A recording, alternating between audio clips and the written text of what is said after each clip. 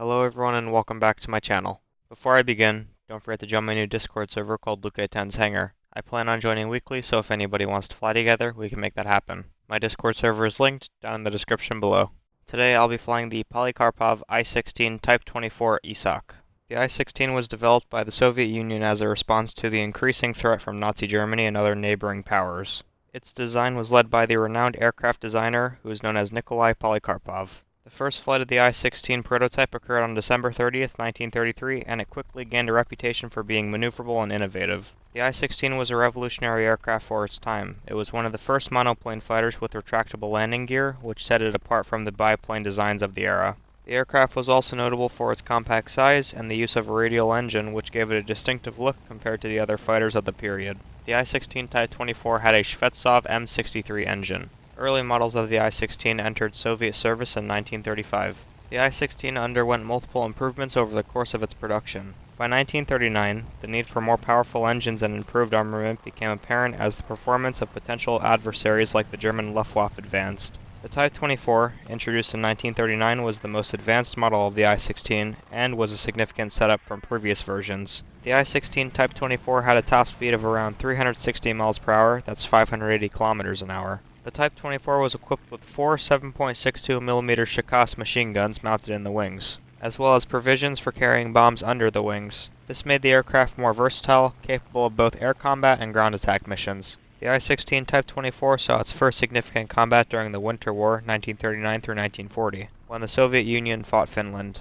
While the I-16 was eventually outclassed by newer aircraft as the Second World War progressed, the Type 24 was a crucial part of the Soviet Union's arsenal during the early years of the conflict. It was a powerful fighter and ground attack aircraft for its time, contributing to the defense of the Soviet Union in its most challenging years. That's all for the history lesson. I hope you enjoy the combat.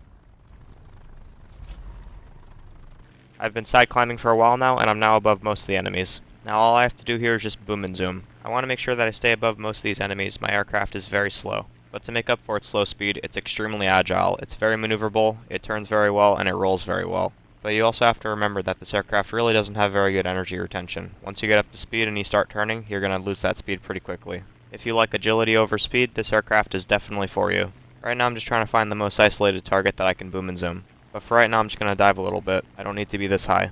I have this DO-217 in sight. He has a major fuel leak. I'm going to try to dive on him and kill him. I know that I have to boom and zoom this DO-217 pretty quickly because 1, he has some pretty good backgunners, and 2, there are a lot of enemies around me. I'm also going to be using the stealth belts on the I-16. I really like the stealth belts on this aircraft because this aircraft fires a barrage of bullets. As I set the DO-217 on fire, I see the B-239 behind me. All I have to do here is just try to energy trap him. And just like I said before, this aircraft really does not have very good energy retention. You can just see my speed bleeding off in the top left. Even though I'm going vertical here and that's overall just going to make me bleed speed even more, this aircraft still does not have very good energy retention. Thankfully this B-239 makes the stupid decision to follow me up. That's great for me. I'm going to dump my flaps here so I can stay in the air for longer because I'm about to fall out of the sky. Flaps create drag, but they also create lift. It is getting pretty close here, but I know that he's never going to get his nose around to me. I'm just going to wait for him to fall out of the sky.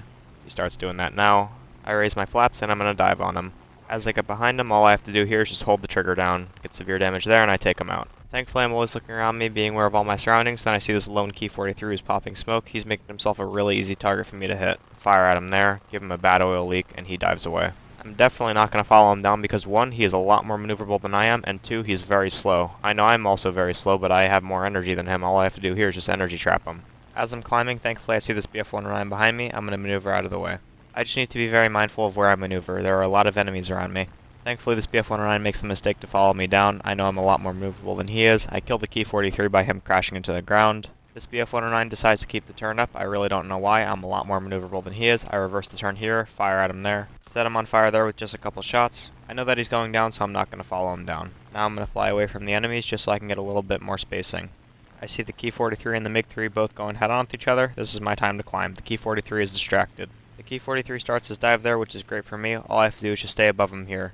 As long as you could just boom and zoom most of these Japanese aircraft, you'll pretty much win every fight.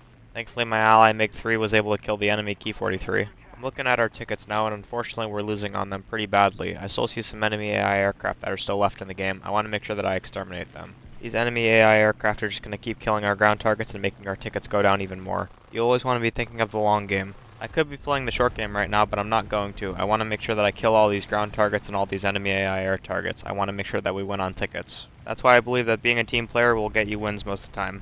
I know that I definitely prefer wins over kills.